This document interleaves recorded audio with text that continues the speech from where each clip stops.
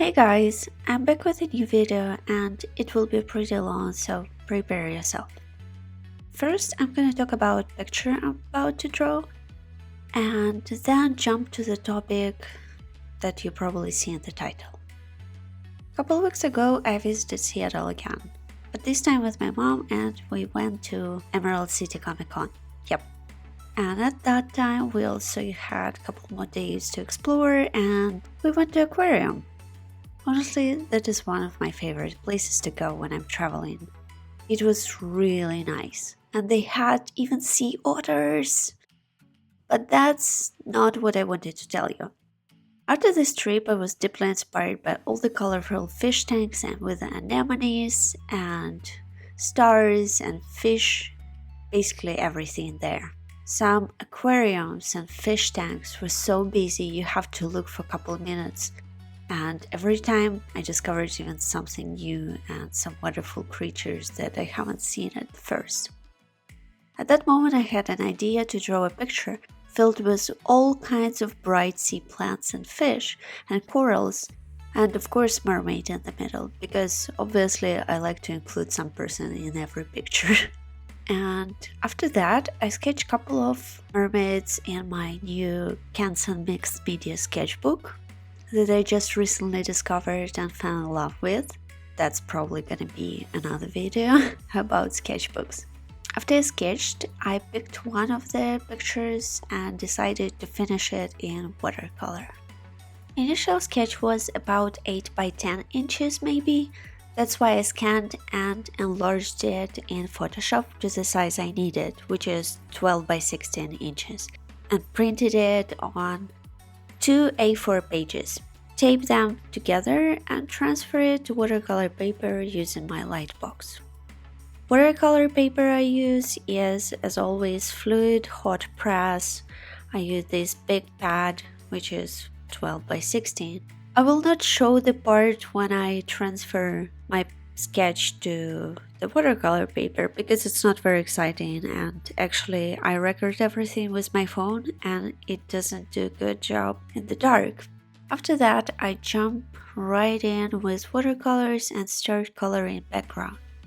With big pictures like that I prefer to color main character last. Oh wait, I recorded this part of voiceover without looking at the video, and now I realized that I didn't start coloring background first, but I started doing here. Yeah, well, anyway. Okay, now let's talk about the main topic, which by the way was requested by my dear friend Rai. She's really good at coming up with some, ideas to talk about or questions about art. This topic is color. Honestly, I have trouble with it. Let me explain why. Usually people ask me questions like, how do you decide what colors to use, or how do you pick colors? And you would not like the answer because it doesn't explain anything or give you understanding of the color theory. So how do I pick colors? The answer is I just pick the colors that I like, but you don't want to hear that, right? That's why I pulled myself together and came up with some tips that may or may not help you understanding how to work with color. Let me just say that I'm the person who doesn't like studying from books. Since I didn't go to art school, I've tried several times to learn color theory on my own and miserably failed. Every time I open books about it, I magically fall asleep and can never get through introduction page. At some point I just give up on that. Plus everyone was telling me that I'm good at picking colors, so I never really took time to analyze how I work with color. I guess this video and tips gonna be good even for me. First, we probably need to talk about basics. The most important in my opinion is value, which is gonna be the brightness and the darkness of your picture. You see, if all the colors are the same bright or dark shade, your picture will look flat. That's one of the things I'm still working on myself. Good exercise to practice your values would be coloring with only one color. And please do it more than once. In 2017, I drew 30 witches with black and gray ink for Inktober, and I did not only line art, I also colored it with ink. Examples you can see in my previous videos and on Instagram. Some of them turned out better than the others, but I've definitely learned something about values. By the way, the picture I'm drawing right now is not a good example. I didn't plan all the colors beforehand, and once I started background, I regret it immediately. But in the end, it still kinda turned out okay. So, don't get me wrong, values are still pretty bad, but the pictures itself is not terrible. To summarize, when you think about coloring, pay attention to values. That's what's important. Another super important thing, in my opinion, is to plan your coloring. You won't believe how many mistakes I could avoid if I didn't rush coloring right after sketching. Make a couple tiny thumbnails and try different color palettes. It doesn't need to be detailed, like you can just draw little silhouettes of your picture just to make it easier to visualize. So about 3 to 4 color samples would be probably enough to decide which one looks best. Planning picture in general is good, and it doesn't take really much time. One more advice leading from previous one is limit your colors. Again, don't follow my mistakes in this mermaid picture. Colors here are just all over the place. Instead, pick 2 or 3 main colors, but also be very smart about using them. Remember that not only composition but also light and color can point at the main thing on your picture, something that you want people to see immediately, and too many colors will distract your eye and it will be harder to read the picture. Next advice, use complementary colors. If it's hard for you to remember them, get a color wheel or make it yourself. There's one good video on YouTube that I will leave a link in the description. Check it out if you need more information about basic color theory. One of the examples of complement colors I like is purple and yellow. Well, yellow is my favorite color. And I guess purple too. I use it a lot. Well, I use it in every picture actually. Okay, so purple and yellow. You can find them across each other on color wheel. When using these colors, remember to explore all the shades of them, not just basic bright ones. Using just saturated shades of colors is also important. I've noticed a while ago, while hanging some new prints on my walls, that I prefer to surround my workspace with pictures that are more calm and peaceful and not screaming with color at me. I work a lot with bright colors myself, and when I'm drawing, I tend to look at art on my walls just to let my eyes rest for a moment. I definitely need to listen to my own advice more often. Let me give you another example. If you're using blue and red, you can paint important elements with red. Remember, not everything, just a bit, and the rest with different shades of blue. This way you'll bring audience's attention to the main subject by leading their eyes to look at red parts first, but also keep balance by blue parts that are not that bright. Another good way to study color is simply observe it in nature. For example, I've learned that green color matches with any other really. Just look around, all trees, plants, flowers have green leaves. I tend to take too many pictures of plants, not only for reference, but also to get inspired by color combinations and flowers. Nature seems to be the best at picking colors so far. One more common example, sky.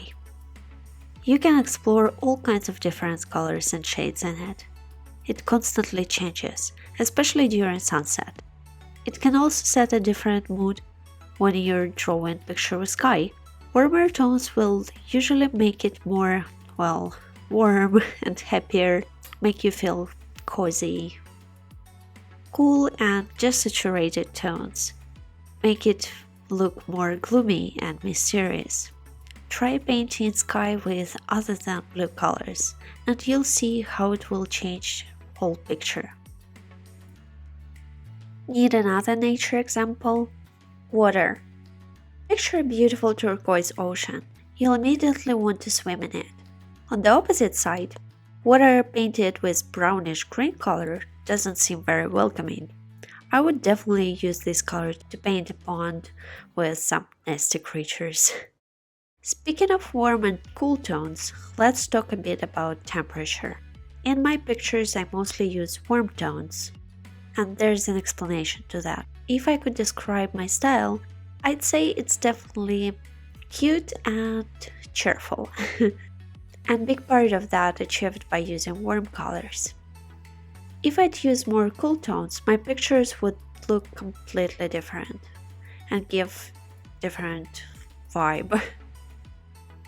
What I mean by that is think what exactly you're trying to say with your art and what you want people to feel when they're looking at your pictures. Depending on that, your color scheme can be completely different.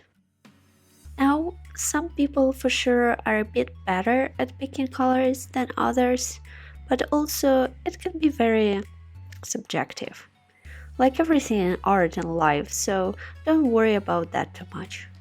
I'm about to suggest you something that can help you to get more confident with your coloring. At first I wanted to say to get better, but you're the only one who can judge your own skills in that field. I think colors are a very personal thing and reflect who you are as an artist. That's why you're the only one who could decide what colors to use and can tell what colors make you feel good. Anyway, I recommend looking through art of your favorite artists and pick only those pictures where you really like color scheme. Just that. Don't concentrate on anything else now. Collect those pictures in a folder or Pinterest board. 10 or 15 would be enough.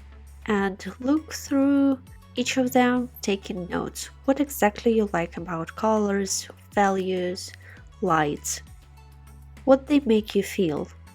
Then basically try to copy those colors into your own picture. But remember, just colors. Try to work with them and adapt it in your own way. If you wonder, I have this kind of folder on Pinterest myself, and will leave a link in the description for people who are interested. I've noticed that I'm inspired by color more than anything else. Usually when I see good color combination, I get this feeling of something, depending on colors. And I really want to give the same feeling through my own art, using similar colors. I hope you understand what I mean. I've never really tried to think that deep about my drawing process. Okay, I think that is actually all I can say today about color. All advices and tips are based on my own experience and practice, and I can say that this method definitely works for me.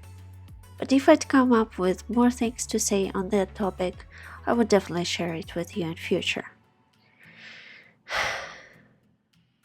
If you're interested specifically in the way I color my pictures, I maybe have a couple more words to add. But they are pretty random, so don't complain, okay? So, one of my favorite things to do is to draw shadows with purple color, especially on skin. You can see it in this picture. I add some light shadows on Mermaid's neck, face and arms. Another cool thing I like to use is blending colors on hair. My favorite combinations are orange with pink, green with blue, purple with blue and green with yellow. This way hair looks more interesting in my opinion. And the last one, I don't know if it's really related to color, but to give my pictures softer look, I prefer to do line art in brown or sepia instead of black. And for background, I use watercolors to line things that is far away. This is it. If you have any more questions on that topic, feel free to ask in comment section. I will try my best to answer. It sounds like my voice is just dying. Okay. To finish this picture, it took me about, I think, 3 days. Not full time, just when I had chance to work on it. And also, since I was recording the process, I've tried to draw only with natural light, which is approximately till 5 p.m. By the end of the painting, I figured that with such busy and chaotic background, the only chance to save it would be to make Mermaid tail and body less busy. That's why I chose not to draw all detailed scales on her tail. I also avoided harsh shadows, because she's kind of underwater. Yeah, I know, nobody could tell that it's underwater with all this crazy coloring. And underwater light doesn't work the same way. Okay, I'm just gonna stop talking about that. At last, I work on her fins with blue Col-Erase pencils and add some extra lines where needed. In the end, I have to say that I'm glad I managed to finish this picture and didn't give up on it in the middle, although I wanted. Because it turned out it's not that bad, and I actually like it a lot, even with all the mistakes. I like to think of it as it was another good lesson. Thank you so much for watching. I will try not to disappear anymore for so long, and see you next time. Bye!